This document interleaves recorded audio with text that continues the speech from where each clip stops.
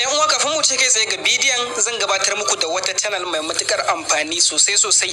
Wannan channel din ita ce channel mai suna Sirrin Banki TV. Channel din Sirrin Banki TV channel ce da suke kawo bidiyoyi na abubuwan da suka shafi harkokin banki da internet da duk abubuwan da suka shafi kuɗi na internet da sauransu, kamar irin misalin yadda za ka yi blocking din account ɗinka ta cikin wayarka ko da ka buƙaci hakan, ko yadda za ka yi blocking din katin ka na ATM, ko kuma irin misali idan ka yi wa wani transfer din kuɗi by mistake, za a gaya maka hanyar da za ka bi ka maido da wa'innan kuɗin naka.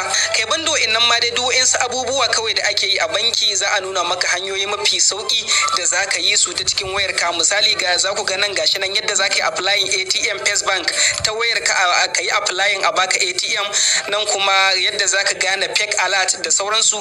A takaice dai kawai in dai har kana amfani da banki, so wannan channel din ta Sirrin Banki TV na san da cewa channel ce wadda za ta yi matukar taimakon ka sosai, kuma na san da cewa gaba ɗaya bidiyoyi ne waɗanda kake da bukata. Don haka domin kasancewa da wannan channel din kai tsaye, akwai link ɗinta da zan aje maka a description na wannan bidiyon. Kana biyowa sai ka zo ka danna alaman subscribe kamar haka, sai ka danna alaman ƙararrawa, sai ka zaɓi all. Ta haka ne da zarar an ɗora wani sabon bidiyo a wannan channel din ta Sirrin Banki TV, kai tsaye za a sanar da kai, sai ka duba wannan bidiyon.